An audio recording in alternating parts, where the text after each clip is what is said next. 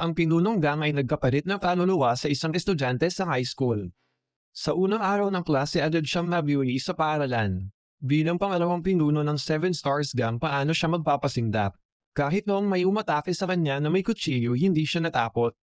Sa loob lang ng 2 hampas napapagsak na niya ang kalaban. Lalong hindi siya matatakot sa mga batang estudyanteng ito. Ngunit hindi niya inasahan. Akala niya madali lang talunin ng mga bully sa paaralan. Ngunit hindi niya alam na ang katawang ito ay mahina sa ehersisyo.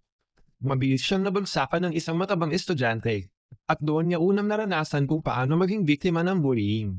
Upang mabilis na maibalik ang lakas sa pakikipaglaban. Nagsimula siyang mag-jog ang araw-araw at pumunta sa gym upang palakasin ang kanyang katawan.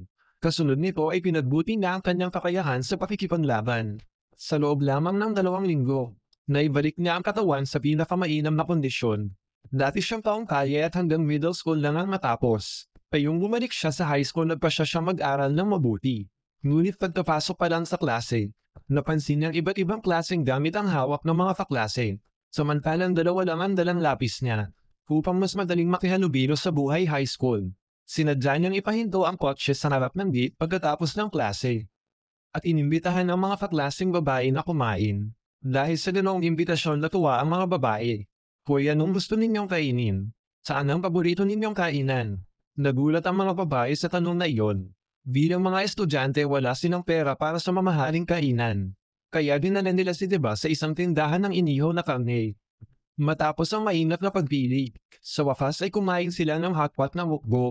Hoy, bakit hindi ka kumakain? Usog na ako kumain kayo ng marami. Talaga, hindi mo ba gusto ang ganitong pagkain? Hindi nila alam na ang estudyanteng nasa harap nila ay isa palang kilalang pinuno ng sindikato. Pagkatapos ay kinuha ni Deba ang kanyang bank card at binayaran ang bill.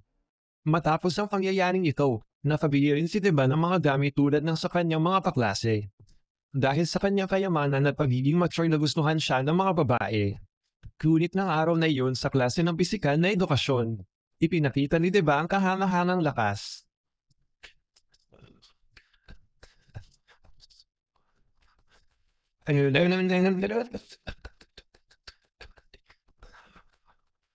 Perpektong marka. Ang galing mo, Song Liju. Happy na rami ng 2, happy na rami ng 4, noong unang araw ng klase iba ka na hindi kita agad nakilala. Anong nangyari nag-training ka ba noong bakasyon? Ang ayos pa ng gupit mo, Astin. Ay nako kung magaling ng guro syempre mahusay din ang estudyante. Lahat ng ito ay dahil sa inyo guro. Bakit biglang ang pino mong magsalita? Talaga bang ako ang nagturo sa iyo ng ganyan? Syempre naman. Ikaw talagang bata ka. Ang talas ng dila ni Deba kaya napatawa ang guro. Ngunit ang kakaibang kilos niya ay nagdulot ng hinala sa class president. Tinagabihan sa self-study session. Ipinilit ng class president na umupo sa tabi niya. Wala nang nagawa si Deba kundi pumayag. Nang magsimula silang magsagot ng mga tanong. Dahil hanggang middle school lang ang natapos ni Deba agad siyang nahirapan. Buisit bakit ang hirap nito? Gamitin mo lang ang absolute value. Hindi kita pinapatulong. Agad na kinuha ng class president ang kanyang notebook. At nagsimulang magpaliwanag ng mahinahon. Hindi naman niya pinalampas ang pagkakataong matuto. Ganito lang pala kadali, mas lalo tuloy siyang pinaghinalaan ng class president. Ngayon sabihin mo nga ang totoong pangalan mo. Sa tanong na iyon biglang napatigil si Deba. Agad niyang sinabi na siya talaga si Liju. Hindi imposible. Ang totoong Liju hindi titingin sa akin ng ganyang paraan. Doon lang napagtanto ni Deba na ang tunay na may-ari ng katawan na ito ay may kakaibang ugnayan sa class president. Ngunit sa sandaling iyon, tinawag siya bigla ng isang kaklase. At sa ganoong paraan nakaiwas siya sa sitwasyon. Ngunit hindi niya alam na sinusundan na siya ng class president. Pagkatapos ng klase pumunta siya sa paliguan. Ngunit may 2 tambay na sinadyang wisikan siya ng tubig. Kaya labis siyang nainis. Ang sarap ng pakiramdam. Hoy kayong mga bata. Dahan-dahan lang huwag masyadong malakas. Hoy ano raw, kung kami ay mga bata ano ka naman ha? Walang galang ka gusto mo bang putulin ko ang daliri mo? Hindi nila alam na ang estudyanteng kaharap nila ay pangalawang pinuno ng Seven Stars Gang. Sa sobrang sakit hindi makakilos ang may pirintas. Ako ang pangalawang pinuno ng Seven Stars Gang. Nagulat ang 2 tambay sa narinig nila.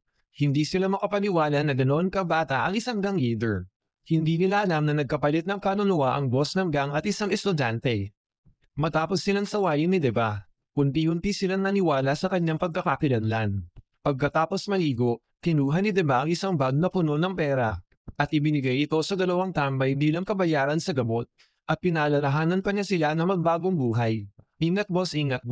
Ngunit biglang, dumating si Kulot kasama ang grupo ng mga estudyante sa paliguan at gustong utusan sina Tirentas at Mataba na sumali sa kanila. Ngunit biglang, lumabas mula sa paliguan ng kanang kamay ni Deba si Dong Shui. Sinabi ni Tirentas na may nagsabing siya raw ay pangalawang pinuno ng Seven Stars Gang. At pinarusahan pa siya nito. Nilingan ng bully, at nakita niya si Li Jun na madalas niyang inaapi. Sinabi ni Dong Shui na kahit patay na si Deba, pero huwag niyong gagalawin ang sino mang may kaugnayan sa kanya. Pagkatapos noon umalis si Dong Shui kasama ang kanyang mga tauhan. Iniwan nila ang bully na nakatulala sa kinatatayuan niya. Pag-uwi ni Deba sa bahay, sinabi ng kasambahay na may kaklase siyang naghihintay. Nang tumingin siya, nakita niya ang dumating ay ang class president na si Shi Jing. Hindi pa rin alam ni Deba ang ugnayan nilang dalawa. Habang paulit-ulit na tinatanong ni Shi Jing, hindi na niya alam kung paano magtago ng katotohanan. Nasaan ang dating Lijo? Pinatay mo ba siya? Bakit man napaka-obse mo kay Song Lijo noon? May nangyari bang bagay na nakalimutan ko? Ano ang ginawa mo kay Song Lijo? Mula sa tingin ni Shi Jing, makikitang may lihim siya at si Lijo.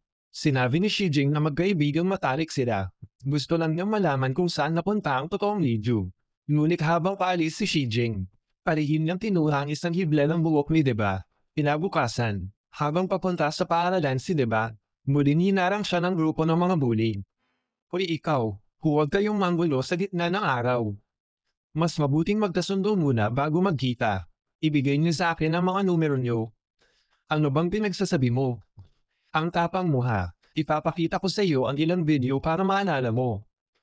Tingnan mo ito. Pagtingin ni Deba sa telepono, nakita niyang iyon ay video ng pambubuli kay Liju.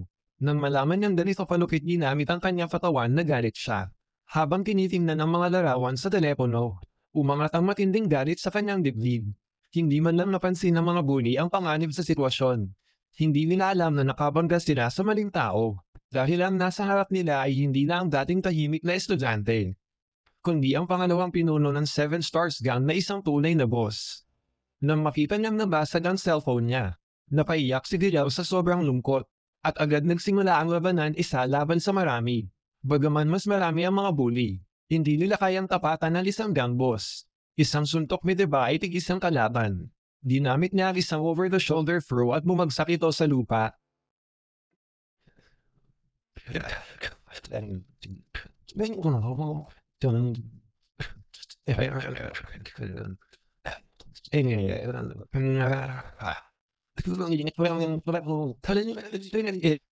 Paano mo nalaman? Ako ang pangalawang pinuno ng Seven Stars Gang. King, diba? Pagkapasok pa lang niya sa paaralan, hinarap na siya ng kapitan ng basketball team. Isang laban tayo. Hoy, hindi mo ba alam na kami ang basketball team ng paaralan?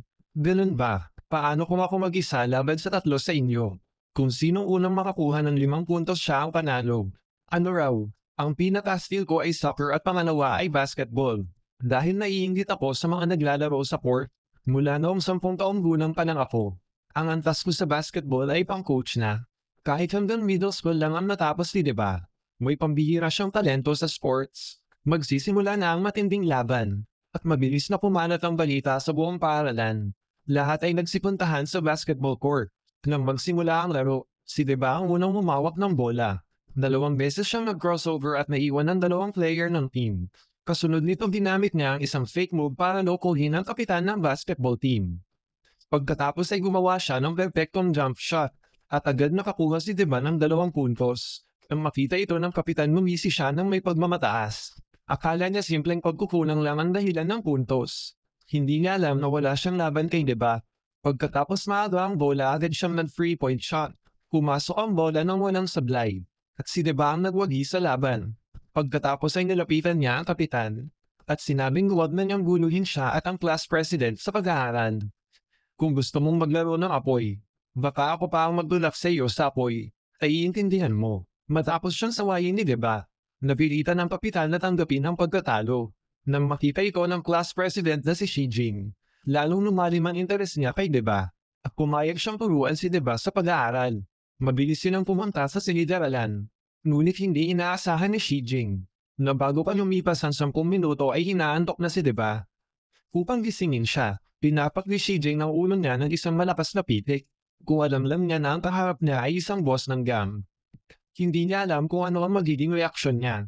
Ikaw talagang batang ikaw. Ni sa panaginip hindi akalain ni Deba na bilang pangalawang pinuno ng 7 Stars Gang mapipitik siya ng isang estudyante. Sinabi niyang sobrang antok na siya. At lumabas silang dalawa. Bumili si Deba ng inumin para kay Shi Jing. Ang pinili niya ay corn milk o soy milk. Kaya napamiwi si Shi Jing. Ha, wala bang soft drink o fruity man lang? Walang fruity ang soda ay nakakasira ng ngipin. Bilang isang 40 taong gulang na lalaki, hindi niya alam ang gusto ng kabataan. Ngunit hindi inaasahan ni Shi Jing. Nakakagulat na sobrang baba ng mock exam result ni Deba. Sa harap ng pang-aasa ni Shi Jing, halatang hindi matanggap ni Deba. Ngunit nang makita niya ang report card ni Shi Jing, nalaman niyang ito pala ang top 1 sa buong batch. Talagang nakakainis pag may pinaghahambingan. Kaya nagpa siya si Deba na uminom para mawala ang sama ng loob. Ngunit nakalimutan niyang minor de edad pa siya. Nang makita ang reaksyon ni Shi Jing, saka lang niya naalala na estudyante pa siya. Ay naku talaga naman. Kaya pala ang weird ng pakiramdam ko sa bote. Akala ko Sprite lang ito. Kaya ibinalik na lang niya ang soju sa estante. Ngunit biglang, nakakita si Shi Jing ng pineapple cake. At biglang naalala ang unang beses niyang pumunta sa bahay ni Iju. Sinabi ng kasambahay noon na allergic si Iju sa pinya. Nang maalala yun napaisip ng malalim si Shi Jing. Ngunit sa sandaling iyon, biglang lumitaw si Deba. Sinabi niyang kainin na lang kung ano ang gusto. Siya na raw ang kaya ngayon. Sa oras na iyon nag-aalala pa rin si Deba sa mababa niyang grado. Habang si Shi Jing naman ay nag-iisip kung paano patunayan ang tunay na pagkatao ni Riju. Patapos ang ilang sandaling pag-aalinlangan, nagpasya si Shi Jing na subukang pakainin si Deba ng pinya. Halatang hindi alam ni Deba na allergic ang katawang iyon sa pinya. Ngunit bago pa niya makain, hindi na kaya na ni Shi Jing at pinigilan siya. Ngunit hindi niya inaasahan. Nagmamaling si Deba at kumain ng pineapple pudding. Hoy! Pwede ka bang kumain yan? Bakit? Gusto mo rin bang kumain ito? Ngunit sa sandaling iyon, nagsimulang hirapan sa paghinga si Deba. At agad siyang nawala ng malay. Pagmulat niya ay nasa ospital na siya. Pagkatapos ng insidenteng ito, nalaman na ni Shi Jing na hindi si Deba ang tunay na Riju. Allergic si Riju sa pinya. Gusto mo ba akong patayin? Ikaw naman ang kumain niyan. Kung ikaw talaga si Song Riju at may amnesia ka, siguradong sasabihin sa iyo ng mga tao sa paligid mo. Noong una akong pumunta sa bahay mo, sinabi ng kasambahay iyon, hindi ka pwedeng kumain ng pinya baka ikamatay mo. Pero bakit walang nagsabi sa iyo ngayon? Dahil akala ng lahat ikaw pa rin si Song Riju. At ang sinabi mong amnesia ay kasinungalingan. Pagkarinig nito tumahimik si Deba. At inamin niyang hindi siya ang tunay na Song Riju. Ngunit nangako siya kay Shi Jing na ibabalik niya sa dati ang lahat kapag tinulungan siya nitong mag-aral ng mabuti upang makapasok sa mas magandang universidad pagbalik ni Riju. Kaya nagkasundo silang dalawa at mula noon, naging personal tutor ni Deba si Shi Jing.